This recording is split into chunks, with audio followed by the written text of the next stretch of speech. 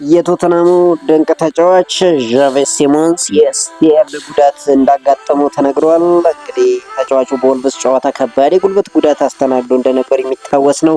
ተጫዋቹ በሚቀጥሉት ሳምንታት የቀዶ ጥገና ሕክምና እንደሚደረግለት ይፋ ሲደረግ በጉዳቱ ምክንያት እንግዲህ በቀሪ የውድድር ዓመት እንዲሁም በዓለም ዋንጫ ውጪ ሊሆን እንደሚችል እየተነገረ ይገኛል። ከጥር 25 ወር ወዲህ ብቻ 4 የቶተናም ተጫዋቾች ከባድ የኤሲኤል ጉዳት አጋጥሟቸዋል። በወራጅ ቀጠና የሚገኘው ቶተናም በአሁኑ ሰዓት 11 ተጫዋቾቹን በጉዳት ምክንያት አጥቷል። እንግዲህ ቡድኑ የገጠመው ተደጋጋሚ ጉዳት በወራጅ ቀጠና ላለመውረድ እንዲታገል አንዱ ምክንያት ነው። እንግዲህ አብዛኞቹ የክለቡ ተጫዋቾች በዚህ ዓመት ቡድኑ የገጠመው ጉዳት ተረግሞ ነው የሚል እምነት እንዳላቸው ተነግሯል። በዚህ ምክንያት ሁሉም ተጫዋቾች ወደ ሕክምና ክፍሉ እንደማይቀርቡና በአጠገቡ እንደማያልፉ እየተነገረ ይገኛል። የፊታችን ረቡዕ አትሌቲኮ ዲ ማድሪድ ከአርሰናል የሚያደርጉትን የሻምፒዮንስ ሊግ ጨዋታ የሚመሩት ዳኛ ታውቋል።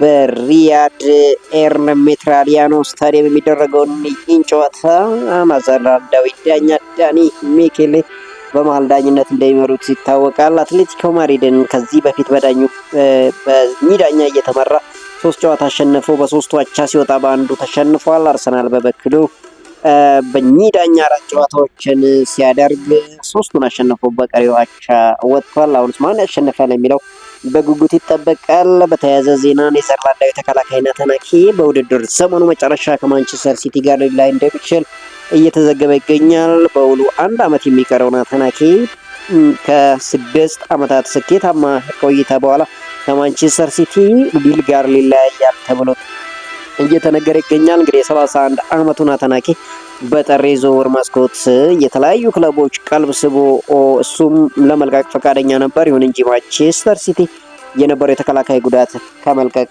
አስቁሞት እንደነበር ይታወሳል። በሌላ በኩል በርካታ ክለቦች የኒኮ ጎንዛሌዝን የማንቸስተር ሲቲ ሁኔታ እየተከታተሉ እንደሚገኙ ተነግረዋል። በመጨረሻም የሪያል ማድሪድ የፊት መስመር ተሰላፊ ኪሊያን ምባፔ የጡንቻ ጉዳት እንዳጋጠመው ይፋ ተደርጓል። በዚህም ምክንያት ኪሊያን ምባፔ ሪያል ማድሪድ ከስፓኞል ጋር የሚያደርገው ጨዋታ እንደሚያመልጠው ተነግሯል። እንግዲህ ሎስ ብላንኮቹ ኪሊያን ምባፔ ለኤል ክላሲኮ ጨዋታ ወደ ሜዳ ይመለሳል የሚል ተስፋ እንዳላቸው ተነግሯል። እንግዲህ ዘንድሮ በዓለም ዋንጫው ብዙ ተጫዋቾችን የምናጣ ይመስላል። ከወዲሁ ኮከቦች በጉዳት ምክንያት እየተሰቃዩ ይገኛሉ።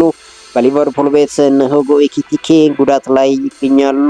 በቶትናም ቤት እንግዲህ ዣቬስ ሲሞንስ ከዓለም ዋንጫ ውጪ ሊሆን የሚችልበት ቅጽበት እንዳለ እየተነገረ ይገኛል። አሁን ደግሞ ኪሊያን ምባፔ በተደጋጋሚ ጉዳት እየሰማ እንገኛለን። ላሚን ያማል ጉዳት ገጥሞታል። ብቻ አስቸጋሪ እንደሚሆን እንግዲህ ይጠበቃል።